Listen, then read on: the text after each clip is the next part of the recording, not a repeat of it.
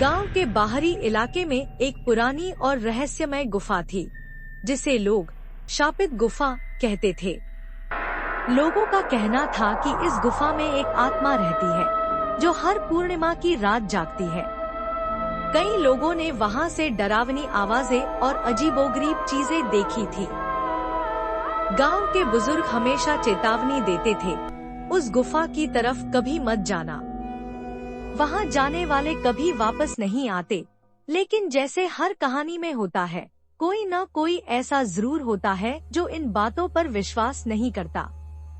इस कहानी में वो था राहुल। राहुल एक निडर और जिज्ञासु युवक था। उसे इन डरावनी कहानियों पर जरा भी यकीन नहीं था। दोस्तों के साथ बैठे हुए उसने कहा, ये सब बकवास है, आत्मा वात्मा कुछ नहीं होती। मैं जाकर गुफा देखूंगा और तुम सबको साबित करूंगा कि ये सिर्फ अफवाह है। अगले दिन रात को पूर्णिमा की रोशनी में चमकते चांद के साथ राहुल गुफा के पास पहुंचा। वहां पहुंचते ही अजीब सी ठंडी हवा चलने लगी। गुफा का द्वार अंधेरे में भी स्पष्ट दिख रहा था, जैसे वो खुद राहुल को अंदर बुला रहा हो। जैसे ही राहुल ने गुफा के अंदर कदम रखा, उसे महसूस हुआ कि वहां का वातावरण एकदम अलग है। दीवारों पर अजीबोगरीब निशान बने हुए थे, जैसे किसी ने नाखूनों से खरोंचे डाली हो। गुफा के अंदर अंधेरा गहराता जा रहा था, लेकिन राहुल ने अपना फोन टॉर्च ऑन किया और आगे बढ़ता गया। कुछ कदम चलते ही राहुल को पीछे से किसी के चलने की आवाज आई। उसने मुड़कर देखा, लेकिन वहां कोई नहीं था।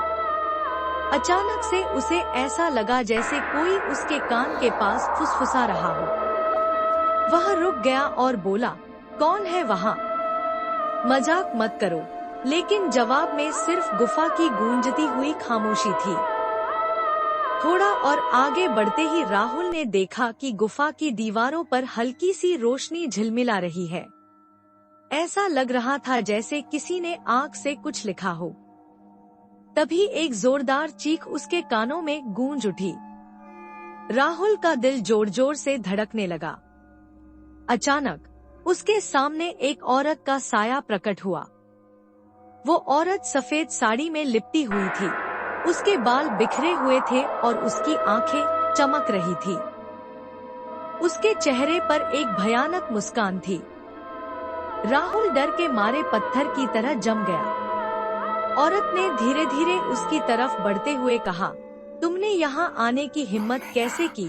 उसकी आवाज गहरी और गूंजती हुई थी।